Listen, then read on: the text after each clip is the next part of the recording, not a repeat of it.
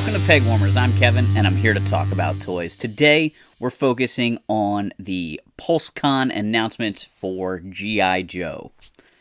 G.I. Joe is one of my all-time favorite IPs. I fell in love with G.I. Joe as a brand as a kid, watching the cartoon, playing with the toys, reading the comics, and it's really a renaissance right now for G.I. Joe fans. We are getting highly detailed action figures with lots of accessories based on the original figures, based on modernized versions of the core characters.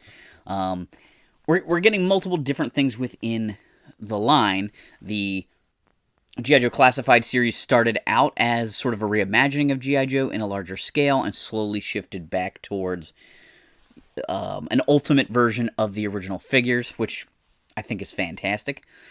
There's other companies also producing G.I. Joe stuff. Hiya is doing small G.I. Joes that are similar to Classifieds. Super 7 is doing their reaction guys based on the cartoon, and the Ultimates based on the cartoon. So there's kind of something for everybody, but the Classified line is sort of the flagship G.I. Joe line these days. And PulseCon had a lot of new news. So first up, we had the PulseCon exclusive item, the Crimson Strike Team. This was the Baroness and the Crimson Twins released in red outfits. The Crimson Strike Team was actually done twice as a JoeCon exclusive, once in O-Ring and once in the 25th anniversary style figures.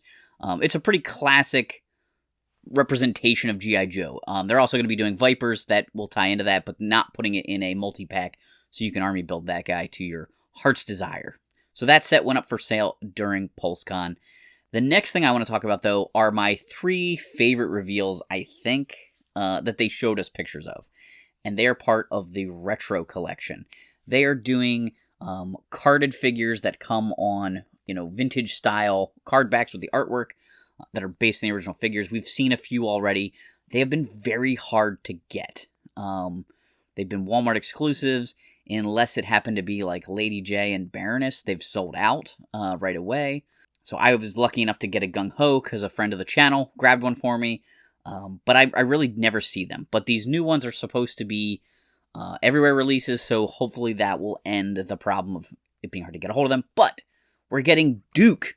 Duke, one of the figures from the first wave of Classifieds who did not really look like Duke. We're getting him based on the original action figure. He looks fantastic. He's got his backpack with the shovel, he's got his binoculars, he's got his gun. I mean, just really everything you would want in a classic G.I. Joe Duke figure. Next up, we got Recondo. Recondo's a little bit of surprise for the retro card line, because I wouldn't put him as an A-list Joe. I'm not even sure he's a B-list Joe. He really only has had a few releases over the series, and so, I don't think of him as like a gotta be released in that retro card line, but he looks fantastic. He's got his hat with the one side folded up. He's got a machete. He's got his gun. He, just everything that you need to make a great Recondo. And he's a great figure to pick for that line. Just because pretty much everybody should come in that line. That's really the line I want to collect. And then the third figure that they've announced is Scarlet, who drastically needed this. Scarlet was in that first wave of Classifieds, came out in the sort of techno Fortnite style, which was a good update for her, but we want our 82 Scarlet. She's got a crossbow, she's got the Filmation gun, she's got lots of nice accessories, she's got a ponytail. Is that ponytail removable, shown separately just to show you that she has a ponytail, or is it, does she look okay without it? Can you make her the 82 look or the cartoon look with the ponytail? I'm not sure. I'm very interested in seeing, what's going on there with that figure. If that ponytail just gets plugged in, and then it's always plugged in. I don't know, but either way, she looks fantastic.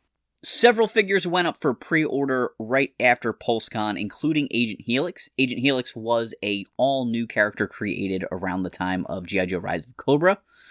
She was put into that toy line. She's sort of a tactician ninja type character, very Snake Eyes-esque, if you will, with her being able to predict what's going to happen on the battlefield. But she is a marksman and a sword fighter. She has these crazy clip-on things that go on her arms to hold additional swords, so she kind of has a General Grievous look when you use all her accessories. But a cool character. She did get a little standalone comic series, when that movie first came out, to kind of flesh her out as a character. General Hawk. General Hawk is a G.I. Joe Classifieds figure that my buddy Ryan and I talked about a long time ago. We were first starting to do these classified recap episodes, and Ryan brought Hawk up, and of course, I'm an 86 guy all the way, so I love any of these 86 figures we're getting. So, super cool we're getting Hawk. I kind of wish he came with his backpack. He's kind of loaded for bear here with lots of weapons, but no backpack. Maybe they'll save that if he ever gets the retro card look. There's also something about his helmet that I want to see from some other angles or something. It just doesn't quite look right to me, but it still looks like a good figure, and he doesn't really need his helmet to be a good General Hawk.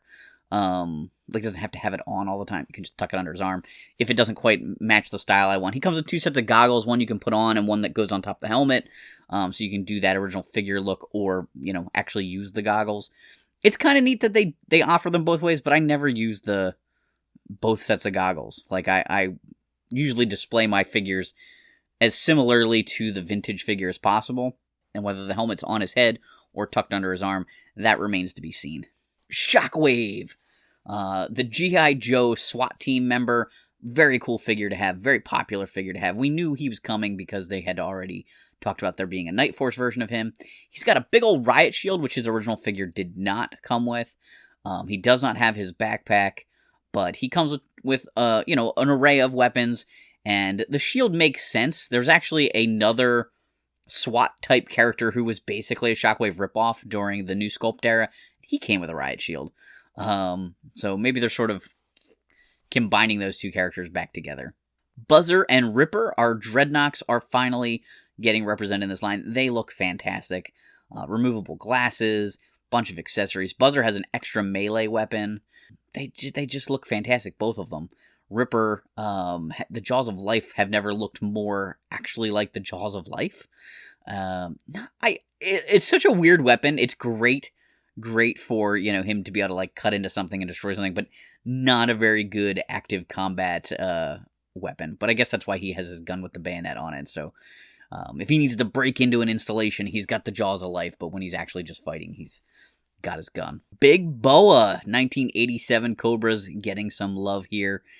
He does not have his little punching bag, but he does have boxing glove hands and regular taped hands. He comes with some dumbbells that he can lift or throw at a guy.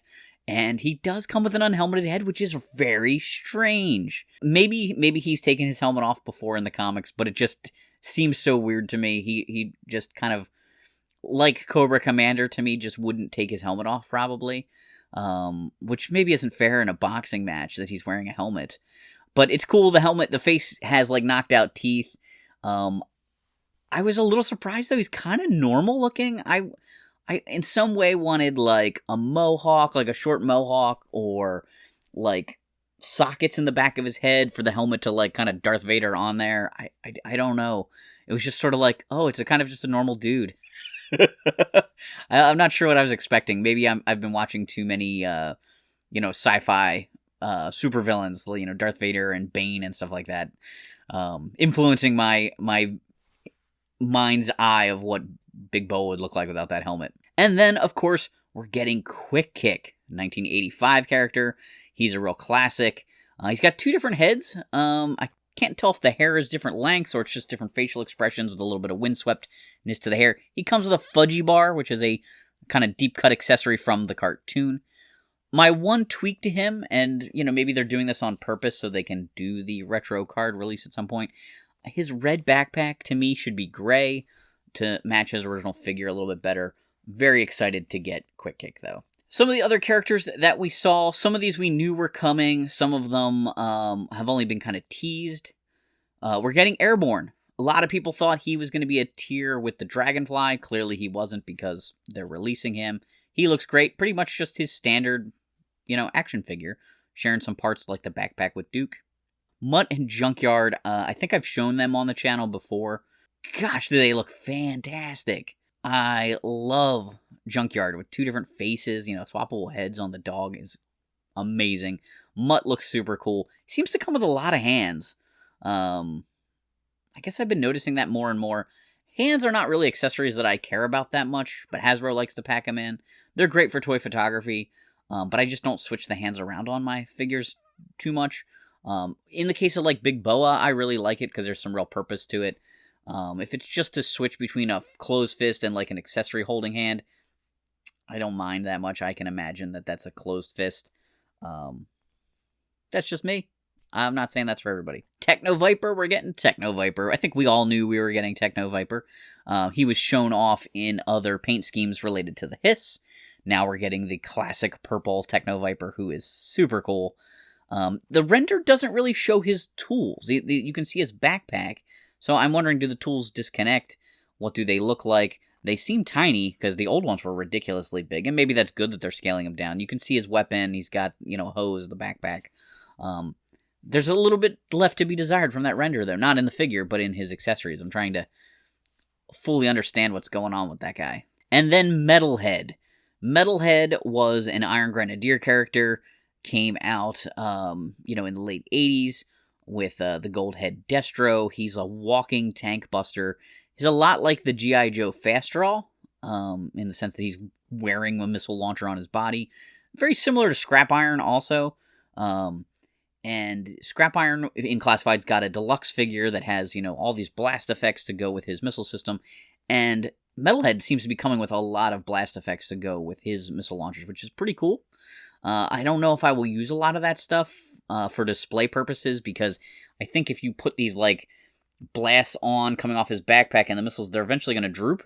But very cool for toy photographers and just to, kind of play around with.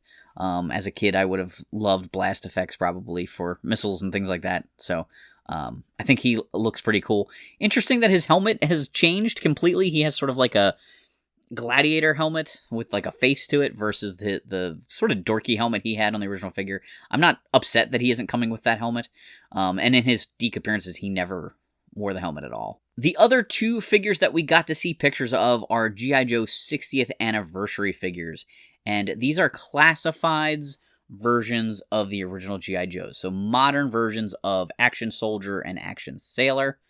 Action Soldier is a generic military man with tons of gear. And Action Sailor is a generic military scuba diver, or SEAL, with tons of accessories. Both of these guys look fantastic. Great for army building. Great for customizers. I think they're pretty neat. They're not necessarily for me, but the original Action Sailor and Action Astronaut and those guys, when they came out in the O-Ring series, they weren't really for me. They grew on me over time. I'll probably pick these guys up just so I don't miss out on them, but I'm not looking to army build them like crazy, I don't think. When Action Marine comes out, though, I'll probably grab one of him for my nephew. My brother-in-law is a Marine, and when he gets a little bit older, I would love to be able to give him some of the G.I. Joe Marines, like Gung-Ho, Leatherneck, and that kind of stuff. So I want to try and grab those, whenever he gets released, because they're coming, more of the action figures. But I want to try and grab some of those guys and then hang on to them for when he's old enough, because the Classified line will be gone, or those figures will be gone at least, in a couple years. Name-only releases. So these are the last couple things that were new announcements. We didn't get to see them, but they always seem to be releasing, not leaking because it's official, but, letting us know what's in the pipeline without showing us anything. Night Creeper is the first one of those. Great army builder. We kind of got the Red Ninja early on in this line, who isn't supposed to be a Night Creeper, but has a similar vibe, of this ninja army builder, ninja mercenaries for the bad guys. But Night Creeper is a cool design from the late 80s and early 90s. Another classic figure that we want to see updated, and I'm really glad that they're putting this guy out. Can't wait to see how he looks. The Cobra Ferret, big news. Another vehicle for this line is fantastic. We know we've got the Vamp coming. We've got some of the HasLab big vehicles, but the Ferret is a cool figure, or the Ferret is a cool vehicle. I assume they mean the vehicle.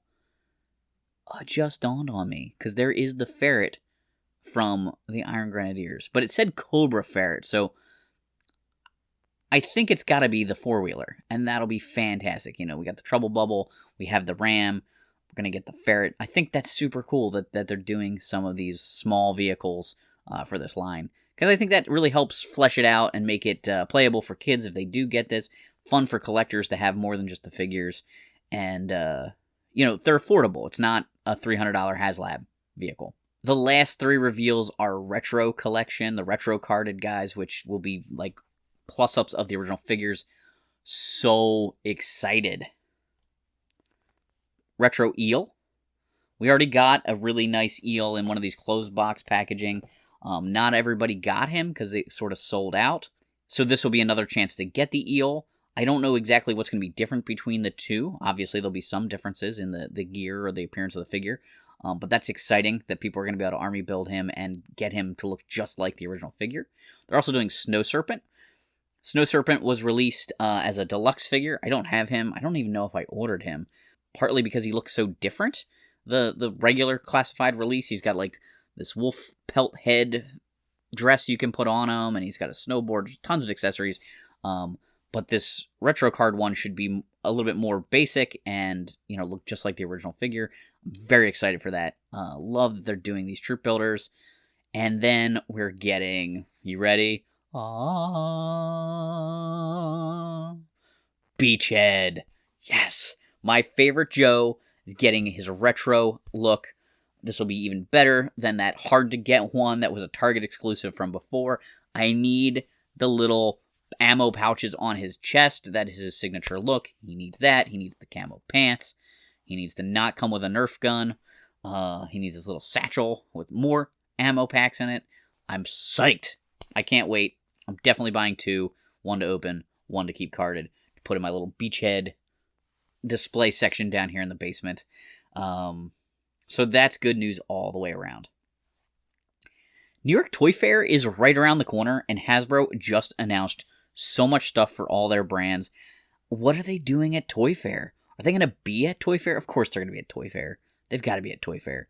I'm amazed that they do this event in the fall. Now, granted, Toy Fair didn't used to be in the fall. It was in the winter, and they've moved it since COVID for the first time. But I just can't quite figure out what their game plan is to have this giant event, announce all this stuff, and then go to Toy Fair. And I know Toy Fair is also about buying. It's industry. It's an industry show. But a big part of it also is the press and publicity angle of it. So maybe they'll be focusing on their non-collector stuff at Toy Fair more so than all the collector stuff, because they just blitzed out all the news on that. I don't know, guys. What do you think of all these announcements? Who are you most excited for? I know it's Beachhead, but, you know, let me know in the comments down below. I don't have a news segment for today because, well, I just gave you a whole bunch of toy news. But I do have a Pegwarmer. Friend of the channel, Razzy, from... Is it Razzy or Crazy Razzy? I don't really know. But friend of the channel, Razzy is how I say it in my head, from Australia, sent me a picture of some Lady Thor figures just hanging out. He said there were more than what he took a photo of, so it's good to know that she's just as popular in Australia as she was here in the US. Way to go, Hasbro. And then for new to the collection, I do have a couple of new G.I. Joe figures here. I just got Grunt and Tunnel Rat in, and I actually have my eel sitting here. I haven't opened them yet, but I figured maybe we'll pop these guys open on the episode here and take a quick look at them. There's the eel. It's a really nice looking figure, and I do think it looks a lot like the original character. The eel was one of the first army builders that I had as a kid. I somehow picked up 2 eels at yard sales as a kid, and so he was one of the first troop builders I actually had, and I didn't have any of his gear. It didn't bother me. Because the helmet looks like a breathing apparatus, he just kind of worked, even though he didn't have like the tubing and the backpack and the flippers and stuff. He just still worked for me. There's his foot locker. I'm just trying to find his helmet here. So his helmet has the rebreather tube built into it, it looks like, which probably makes sense. And he's got a clear visor, which is pretty neat. It's a little tricky to get the eyeballs to line up nicely in there. Ugh. I love it. He looks fantastic. This little knife sheath is going to drive me nuts as it keeps falling down. He looks awesome. I'll cut to a shot of him all geared up. Tunnel Rat, the figure that's visage honors Larry Hama. Did they always put the character's image behind them in the packages? I don't remember them always doing that, but maybe they did and I didn't notice. The eel had it also. I just didn't mention it with him. I noticed it on him. So this is one of those situations where there's a lot of loose pieces. I'm not a huge fan of this. This was something that I had a problem with 25th Anniversary. It's one of the reasons that I think that the original figures are superior to all these modern ones. These guys have more detail. These guys have more posing, right? The 25th Anniversary did also. But all the loose pieces that flop around and float around, the sculpted on detail works better for me in almost every way. It's like this is going to drive me insane that ammo belt falls down all the time. He's got an ascot or handkerchief. He's got his web gear with the holster, and he's got the bullet strip all floating around on his torso there. And his head seems a little wobbly. But he looks great. I mean, really does look like how I want Tunnel Rat to be. He's got nice details on his shoulder. He's got his little, makeup lines on his arm and his face. He's got a few extra pouches on him, on his legs here, that the original figure doesn't really have, I don't think, but they look nice. Maybe his backpack will help hold everything. No. The backpack will help hold his holster in place a little bit, keep that from floating around, but it's not going to impact the ammo strip very much. But he comes with a giant backpack again. It does have slots in the top for his flashlights. I already dropped his knife on the floor. Actually has flashlights he can hold this time. Or can get plugged into his backpack. That's cool. He does have his satchel, a large gun, and a pistol. And a nice little touch this time around. He's got a little night vision goggle harness thing that can go on his head for doing his tunnel ratting. That's a good accessory for him to have, I think. When you want to try and modernize the guy a little bit. This is the kind of stuff that stands regular classified apart from the retro stuff. Having those kind of modernized equipment. And then we've got Grunt, one of the original Joes. Grunt was kind of the face of G.I. Joe before Snake Eyes became the standout character. He was used on almost all the media. He was the little guy in the corner of all the Marvel comics. So Grunt is definitely more detailed than his original figure, because instead of just having web gear, he's got a bulletproof vest. He's got a flip-out computer. I don't think I noticed this on any of the promotional material. He's got an iPhone on his chest or whatever, and it flips down. What? The detailing is really impressive, though. He's got an American flag printed on his chest, super tiny. Just some really cool stuff that they're doing these days.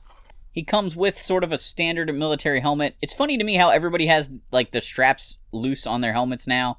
I guess, in the vintage one, nobody had straps at all. But they feel like they need to include the straps, so everyone's got their helmet, unstrapped. And I get it would be hard to put it on, but in some ways I wish they just wouldn't sculpt the straps on. It looks sloppy in a way when they're loose. It kind of builds character in my mind for certain characters to have the straps and just have them hang loose. But some of the guys that are a little bit more by the book, like Grunt to me is a by the book soldier, if the strap was either closed or just not there at all, I think it would look cleaner. That's just kind of me personally. Got a little knife to put in his sheath there. He's got a small backpack with some pegs on it, I guess, so he can carry his accessories. That was something they did. Oh my goodness. All right, my buddy Jeff from the Patreon group, he's going to be yelling at me about how Valorverse is better. Look at this gun. This is ridiculous, Hasbro.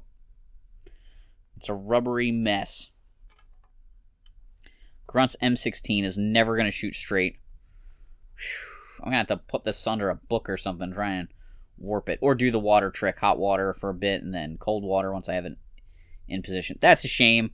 I really wish they could figure this out. They have the box for the accessories, and yet they're all warped. So I don't know if that's from them coming out of the molds. Oh, he does come with the gun, the snow job gun just sort of the cartoon gun. I like that. And then he has the Steel Brigade helmet. This, or the Steel Corps as they're calling it now since they lost the copyright.